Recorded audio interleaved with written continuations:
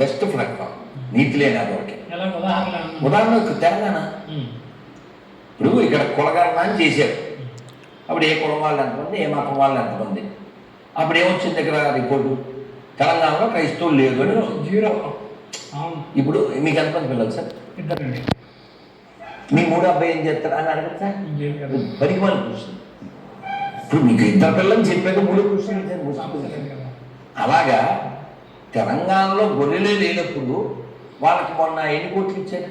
Christmas 7 కోట్ల కానుకలు ఇచ్చారు. ఎక్కడి నుంచి ఇచ్చారు? చాలా మీ మూడో అబ్బాయికి కారు కొనేవాళ్ళు. మూడో అబ్బాయి లేడు కదా కదా. అంతే నీతి లెక్కలతో సహా మీకు గమనించాలి.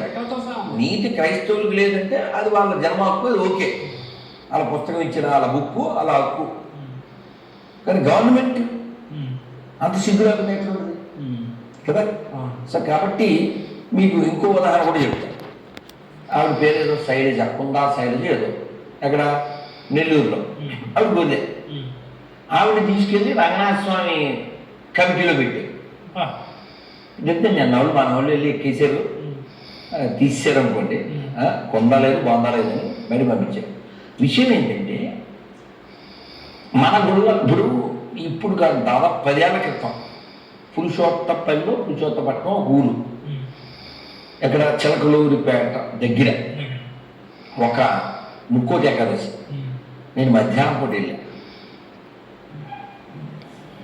ఆ పూజారి చాలా బాధపడుతూ చెప్పిన మాట ఏంటంటే, ఈ ఈవో ఆడు గొర్రె యేసు సమతబద్ధమ్మ అని చెప్పడానికి బెస్ట్ ఎగ్జాంపుల్ ఏంటంటే, వాడు అలా కూడెట్లేదు కాబట్టి దేవాలయంలో వీడు పనిచేయడు.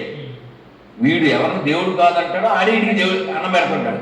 నిజమైన దేవుడు ఎవరు? వీడికి అన్నం పెట్టేవాడు. వీడికి పేరు కూడా పెట్టలేని ఏదో దేవుడు ఎలా అవుతాడు? వీడికి అన్నం పెట్టలేని ఏదో దేవుడు ఎలా అవుతాడు? ఈ వీడియో కింద కామెంట్లు ఏమవుతాయంటే, మరి క్రైస్తవ పనిచేస్తున్నారు కదా అంటాడు. అక్కడ మతం బేస్తో పనిచేయట్లేదురా.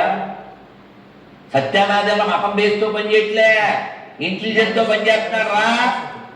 నీతి లేని ఎదవల్లరా. మాకు పుట్టిన ఎదవలైనా మీరు కామెంట్లు పెట్టి ఎదవ మీ నాన్న పేరు మీ అమ్మ పేరు చెప్పగలిగితే ఫోన్ కూడా చేయొచ్చు. సరే, అది పక్కన పెడదాం. సో విషయం ఏంటంటే, ఆయన బాధపడ్డాడు పూజారి.